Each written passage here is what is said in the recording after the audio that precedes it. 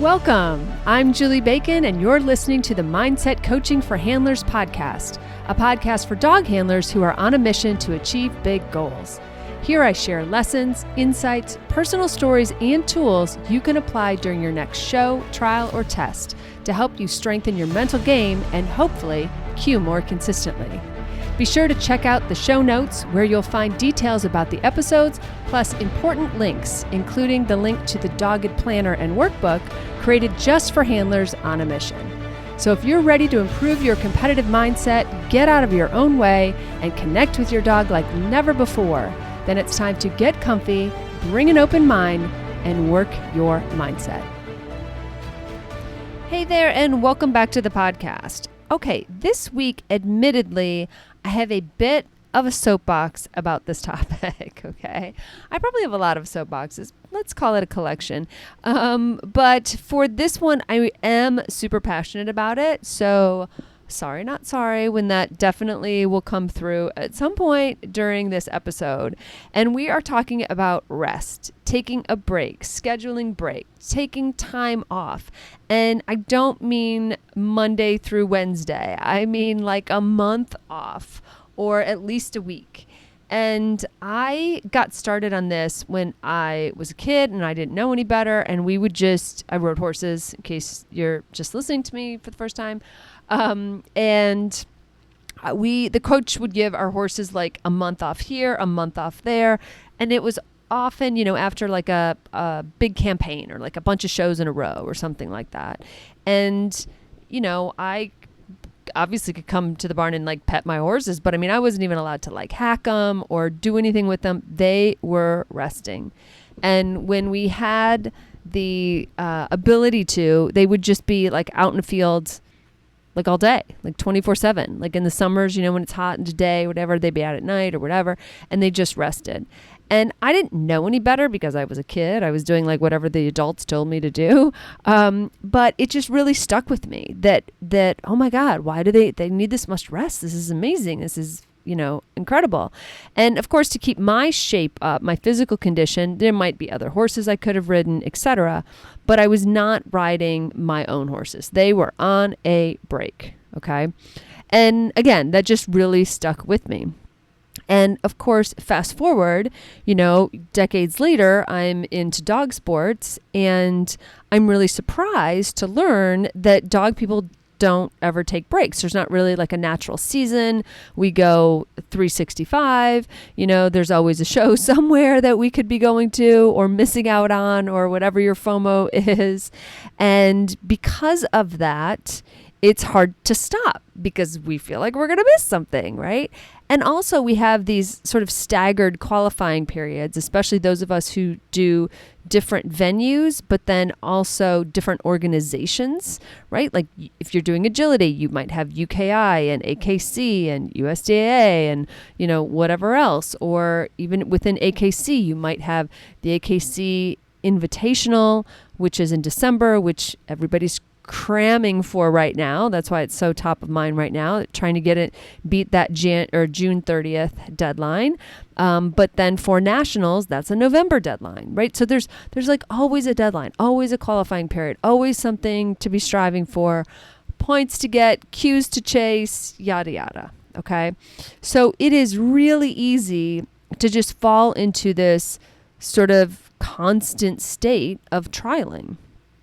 And while the topic of this is rest, I am going to divert for a moment, because what ends up happening is when we're always in a state of trialing from a mindset standpoint, and even from our dog's physical endurance and in shapeness, not that I'm sure that's not a word, that we always think that we have to stay at this constantly high level. Right? Like you always have to be in shape. Your mind always has to be in shape. Your dogs always have to be like mentally, physically at the level of being able to trial. And it's really not sustainable. And it is the perfect recipe for injuries, fatigue, burnout. Because really, like if I'm coaching you and you're getting ready to go to a big trial or a big event, like say it's something you qualified for, right? the first thing I'm going to tell you is like, okay, what do your weeks before look like? Because those trials, you're not going to try to cue in those things. You're going to try to practice the things that you'll need for the big trial. In other words, you're managing your year-long view almost in waves, where you are like, you want to peak for certain things, but then you're maybe other times you're just down and you're working on skills and you're not even really caring about cueing. And I think that idea is really foreign to most people. They think that like, oh yeah, I'm just going to go. It like, my dog and I are just going to maintain this like 90% sort of readiness thing for like 52 weeks a year. Like, even saying it, you can hear how ridiculous that sounds. It's just not attainable. And so what then happens is we keep trying, right? We keep trying for it. We keep going for it. We keep, we're, maybe fantastic. You're on Mach 5 and that's amazing, for agility folks. But like, what's next? What are you preparing for? What are you working toward? Are you paying attention to your dog's fatigue, your fatigue, doing the same thing over and over and over again? Okay. So that's sort of on the kind of competitive preparedness side. So within that vein, that's just kind of one of the reasons that when I do goal setting with people, I've like written it down. Like I said, I warned you, I have a soapbox about this. So when I look at the year ahead and when I ask clients and my, people in the membership, et cetera, anyone who does the goal setting program really is, I want you to look ahead and plan out like the big ticket items first, right? When are those big events you hope to qualify for? When are those big events you're going to? When's that national specialty? When is maybe even that coming back from something? When are those big events? And then also, when are you going to schedule some big time off? When can you afford to step back, and be able to take time off? And I think that's really important, that when you look at it in that big kind of year-long view, you sort of start to see like, oh my God, I'm doing nothing but trialing for this 6 months. Maybe it's time for a break. And so people take off time seasonally, sure, because some people live in geographies where driving around in January is not the thing to do. My break tends to be seasonal. I tend to take July and part of August off. Because weather, burners, need I say more? I mean, this is the time of year they walk outside, they like just burst into flames. So they're not sitting on the couch for that amount of time, right? They're not just like 4 weeks of, of bonbons and me fluffing their pillows. It's about like, oh, we're going to go hiking. We're going to go swimming. We're going to use different muscles. We're not going to do the repetitive thing. We're not going to do the repetitive training and all of that. And the first time I did it, into dog sports, right? Not into horses. I'm taking that lesson, right? We're fast forwarding decades. The first time I took that time off was my novice A dog. He was probably 3 or 4 or something. And it was out of the factor that it was like 1,000,000 degrees outside, right? I live in Northern Virginia, Maryland area. And so it gets hot, it gets humid, which the humidity here makes it harder for at least my dogs to recover. And so I was like, yeah, we're not doing anything from July. And I even included training, even though I was training in a wonderful air-conditioned, perfectly climate-controlled facility. Because even going outside, inside, that humidity, it just made everything harder, even though the building, the humans in the building were all wearing like long sleeves, okay? And what I found from that is when we got back and we like skipped a whole session, which back then was like 6 weeks, and we came back, that dog was so excited to work and so happy to work and just so like exuberant and like everything, the answer to every question was yes, more, he just couldn't wait to get back at it. And it really was such a great lesson of what it does mentally for our dogs, not just physically. Because the physical thing is major. Like I took a dog rehab course once years ago, and she was saying that, really you need to build in rest on the regular basis. There's all these little tiny micro tears, for instance, that are happening in our dog's muscles that really need full time to repair. After all, if you know anything about muscle building, you know that soreness you feel is that but really tearing down of the muscle to build it back up stronger. So our dogs aren't talking to us. We know this, right? Well, I mean, some of them are, but that's separate. But we need to give their bodies truly time to recover. Okay. Now, how does this fit into a mindset podcast? Okay. Well, it is similar for us. And I think, once again, we put ourselves at the back of the bus. We put our dogs first. They eat better than we do. They have better chiropractors than we do. More often do they get massages. I know my dogs have gotten a massage more recently than I have. We take care of them first and we put ourselves last. And we need to recognize that we need a break too. Because sometimes the trials are feeling monotonous. Sometimes we're feeling that fatigue. It's harder for us to get excited. Maybe we're getting more frustrated with different things or lack of progress or, what have you. And those are all really tiny signs that you might need to step away for a little while. Okay? So I really want you to look at your calendars and think about, when can I step away?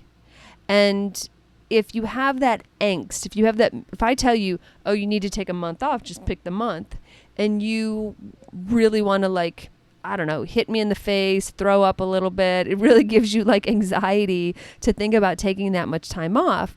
I want you to really explore why. Is that a FOMO thing? Are you, afraid of missing out? Are you afraid of falling behind? What is it that keeps you from wanting to take a break? And I'm not telling you have to take July off. Take whatever time you want off, but schedule it. But when you think about that, I'm curious as to what emotions kind of just naturally, reflexively rise up, and what it is that you really honestly want to say to me in that moment. Okay. All right. We're going to take a quick break, and then we're going to come back and put together why we need to take breaks for ourselves, for our dogs, for the health and the love of our own sport. If you love this podcast, you'll love the Q membership. Each month, we tackle topics like ring nerves, confidence, and mental toughness, breaking them down into bite-sized, actionable lessons. You'll also get a private Facebook group for support and access to all of my online courses. It's like having a mindset coach in your pocket. Ready to get started? Join us. The link is in the show notes, or head to theqcoach.com. Back to the episode. All right, so before we get into what we're going to do, I want to throw this other thing out there, which is, if you don't believe me, which is fine, that's okay, take a look around at your favorite elite athletes or sports team or, Olympians or whatever. Just insert favorite athlete here, okay? And think about how they train and what their real schedule is. I mean, professional sports teams, okay, your favorite soccer team, whatever, they take months off. Right? They have an off season. And yes, in that off season, there is training, but that's not week 1 or month 1, right? They don't go straight to the gym after the last, game at the finals and then start building for next year. No, they take time off, they repair, remember, rest doesn't mean doing nothing. Okay. Sometimes it does. Okay. Sometimes doing nothing is the exact thing to do, right? On a Monday after a big trial weekend, letting your dogs just lay around and only taking them out for potty walks might be the exact thing that they need. Okay. But also, rest and recovery can look like reduced workouts. Like I was saying before, my example was, I wasn't playing agility in the summer, but they were going on hikes instead.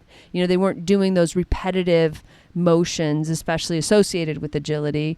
They were using other parts of their, anatomy, and maybe their core was even getting, built back up because they were jumping over logs in the woods or going swimming or, doing other things. Okay. So it doesn't mean take to the couch, buckle yourself in, have DoorDash deliver, straight to the couch and don't move.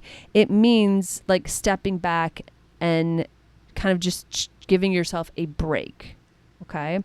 So recovery can be active, but it just has to be recovery, right? You can't like mask it and call it recovery when you're like, I'm going to take a month off and run a marathon. And maybe that is the way you take a month off from dog sports to go do something else. That's fine, but just really think through what that means, right? I wouldn't say that's kind of appropriate for a dog. Okay. All right. So look at those Olympic athletes, look at those teams that you love, and just watch what the people who have all the resources in the world, how they are being coached and what they do. Okay. So again, for us, some of the signs that it might be time for a week, a month off, are feeling like that kind of just emotional wear and tear. Like maybe you just don't have any patience for the trials anymore. Maybe you're just like, I can't anymore. I know my fuse gets shorter and shorter, either if I'm hangry, of course, but also if like I need a break, when you get in this mode and you keep pushing through, sometimes we make dumb mistakes and then our mindset sort of starts to erode, or we start to lose confidence because we're pushing through or pushing past when we shouldn't be, when instead we should be taking a break, right? We're feeling frustration because we're making ourselves do this when in fact it's time for us to like step back, get a new perspective, and maybe just chill for a minute, right?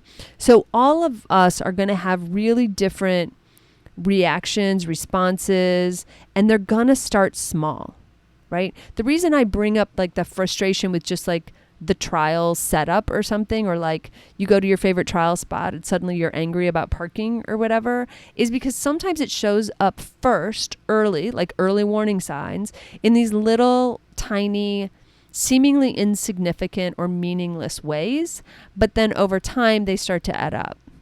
Right? So be on the lookout for when your nervous system is begging you for a rest and you're just not catching the drift, right? And, I mentioned before, a lot of you are in the throes of, getting those last points and cues for the AKC Invitational for the qualifying period that ends this month, June 30th. And to you, I say, yeah, you might be in the thick of it and you might be having to push. Be sure that you are squeezing in some rest and recovery then during the week, or the in between times, so that you can go back to your trial on the weekend as fresh as possible. So I'm talking about rest and recovery in these sort of big block times because I think people don't do it enough, right? I just think generally speaking, people aren't taking enough time away. However, this same conversation applies to making sure that you have rest and recovery built in on the regular, right? Make sure that you have a massage scheduled once in a while. And I'm giggling because, again, I know that we put ourselves last, but make sure that you are taking a break on Monday. Like I remember even early in my dog days, trialing on the weekend, but then also having class on Monday. And finally I was like, I don't want to go to class on Monday, right? Like this needs to be like a mental break for me, a physical and mental break for my dog. Like Monday classes, try never to do that. And sometimes it's unavoidable. I get it. But if I have a choice, I won't take a Monday class for that reason, right? I won't schedule a Monday private, right? I want that time off. I want downtime. So rest and recovery, yes, big chunks, yes, big soapbox for that, but also make sure that rest and recovery is part of your regular vocabulary, okay? It should just be part of what you are doing. Referencing back that conditioning course that I took, one of the things that she did say to, put on the calendar for like a Monday is like stretching. Like maybe you're stretching your dog, maybe you're stretching yourself. Maybe if you are in a regular workout program, maybe Monday is yoga day, So just think about how you can work that in. And when you are pushing yourselves, especially during like big runs to something or big runs up to something, or maybe even following a big event, maybe you make sure that you are scheduling some downtime or some extended downtime.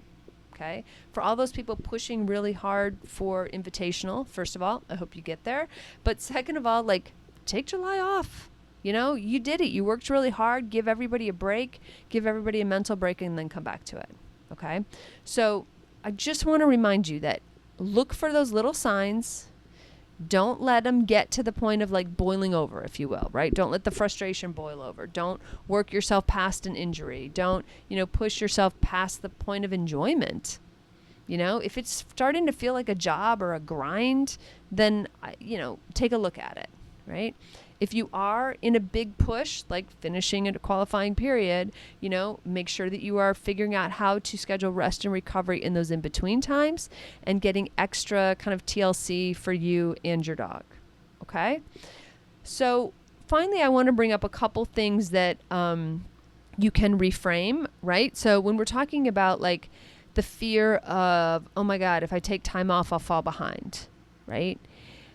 I want you to remember that the reality of it is if you burn yourself out, are so fatigued mentally, are just like so burnt out mentally, that's going to set you back more, right? Being in that like crappy state of mind basically is going to be a lot worse for you than just taking like a week off or just skipping the trial this weekend, right? Because you just like mentally can't, versus pushing yourself to go and then having a terrible performance and then being even more frustrated and more mad at yourself, right? So if you take nothing else away, whether you're doing a big rest or a little rest, remember rest and recovery is a strategy, okay? It is a strategy. It is how you stay in this sport long term, right? It is how your dog stays in this sport long term, okay? It is how you keep it fresh. It is how you maintain your desire to work hard. It is helpful with your motivation, right? It keeps it fresh, all right? So I want you to think this week, your homework is to look at that calendar. When was the last time you took a planned break? What are you doing for yourself if you are in the throes of, a big push? What are you doing for yourselves, in the in-between times, like on a Monday, Tuesday? And if you're trialing Friday, Saturday, Sunday, and then Tuesday, Wednesday, Thursday, sneak in those little bits of rest. I mean, I get it. It's a hard push for some of you right now, but I don't want you to just be grinding it out, okay? You are still need to be training for progress. You still need to be scheduling rest. You still need to be looking at that, okay? So everybody, that's your homework. Take a look at it. Try to find some nooks and crannies where you can schedule some longer time off. And as always, whatever you are doing this week with your dogs, I hope you have an absolutely fantastic time. Thanks so much for listening to the Mindset Coaching for Handlers podcast with me, Julie Bacon. I am so grateful for your precious time. Check out my Dogged Planner workbook and journal available on Amazon. Just search for Dogged Planner. I also offer monthly membership that's perfect for ongoing support of your awesome goals. Check out theqcoach.com for details or just stop by and check out all the ways you can work on your mindset. And be sure to follow me on Facebook and Instagram at theqcoach and let me know how it's going. Finally, please share, subscribe, and leave a review. This helps us podcasters tremendously. Plus, I know I get my best podcast recommendations from friends. Thanks and have a great week with your dogs.